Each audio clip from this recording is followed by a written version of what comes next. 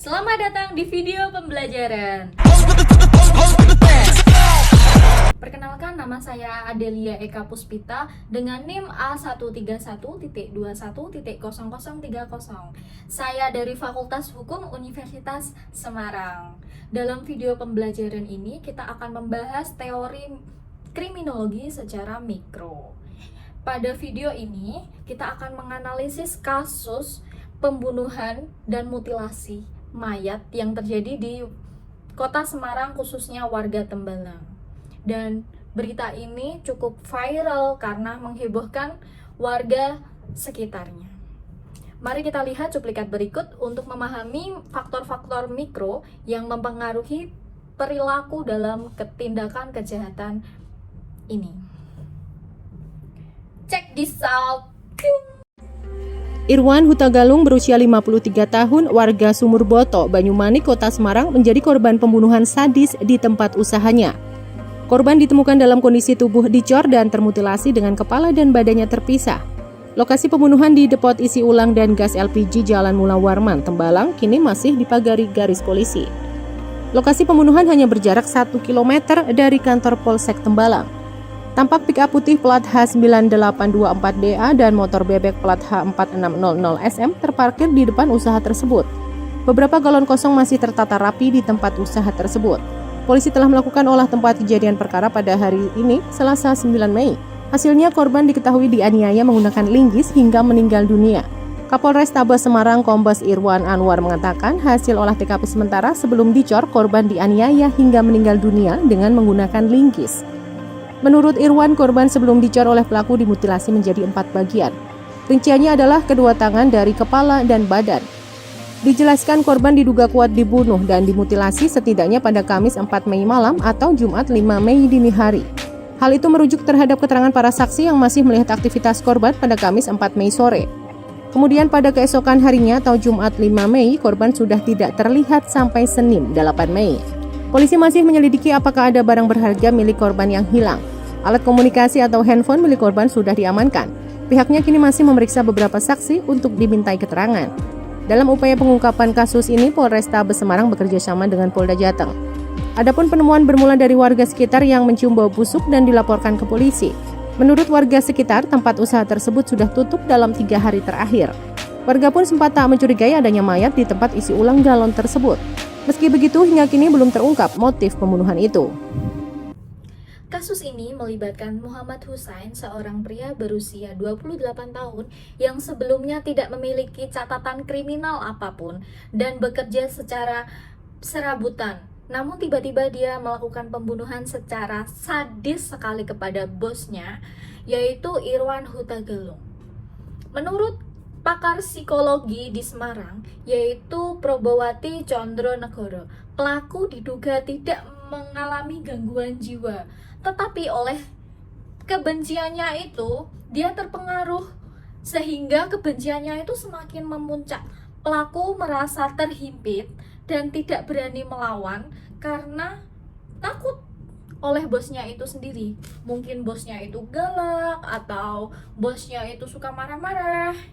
Ketika kebenciannya itu mencapai titik tertinggi atau maksimal, pelaku merencanakannya dan melaksanakan tindak kejahatan ini. Psikologi tersebut menjelaskan bahwa pelaku merencanakan dengan mencari celah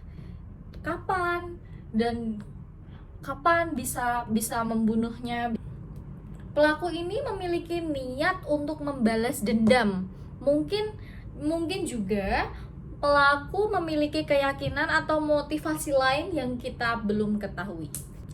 Pakar psikolog juga menambahkan bahwa pelaku sering disakiti sebelumnya dan dendam itulah yang menjadi mendorongnya untuk melakukan tindakan ini. Pelaku mengambil tindakan berdasarkan emosi yang timbul secara mendadak. Namun, dalam proses tersebut, pelaku tidak menunjukkan keahlian keprofesionalisme. Hasilnya tidak rapi seperti saat melakukan pengecoran terhadap korban. Ya, kita bisa lihat sendiri bahwa kakinya masih kelihatan dan pengecorannya tidak rapi. lalu bekas-bekasnya masih ada, dan menimbulkan bau yang tidak sedap.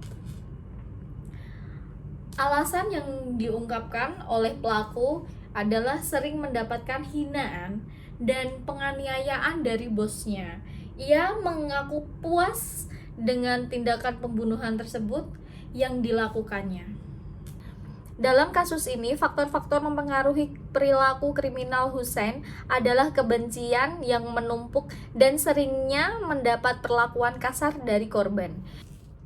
Faktor-faktor ini memainkan peran penting sehingga menjadi motivasi pelaku untuk melakukan tindak kejahatan tersebut.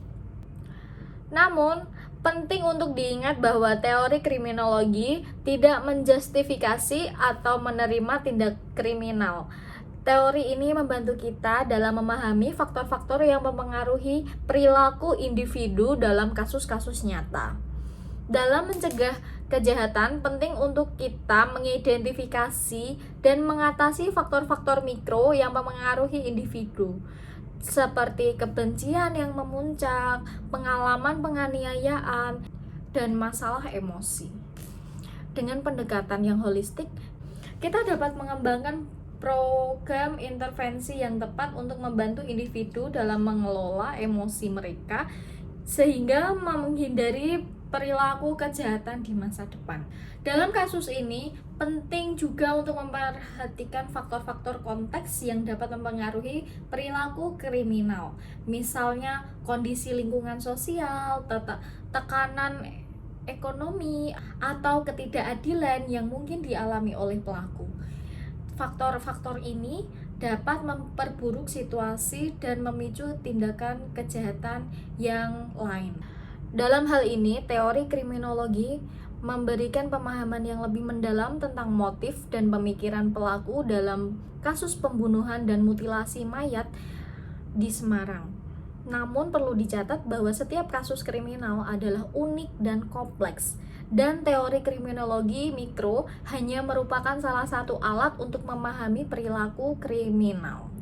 Dalam menghadapi kasus semacam ini, penegak hukum, psikolog, dan pakar kriminologi perlu bekerja sama untuk menyelidiki kasus dengan cermat, menganalisis faktor-faktor mikro dan makro yang terlibat, dan mengembangkan strategi pencegahan kejahatan yang efektif.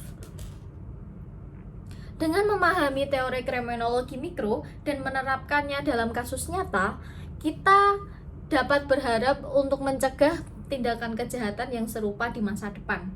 Dengan mengatasi faktor-faktor mikro seperti tadi, seperti kebencian yang memuncak, pengalaman penganiayaan, serta maki-makian, serta memperbaiki faktor-faktor konteks yang mempengaruhi perilaku kriminal, kita dapat menciptakan lingkungan yang lebih aman dan mendukung bagi semua individu. Terima kasih telah mengikuti video pembelajaran pada hari ini. Semoga informasi yang disajikan dapat memberikan pemahaman yang lebih baik tentang teori kriminologi mikro dan menerapkannya dalam kasus nyata. Sampai jumpa dalam video pembelajaran yang selanjutnya. Saya Adelia Eka Puspita mengundurkan diri. Bye-bye!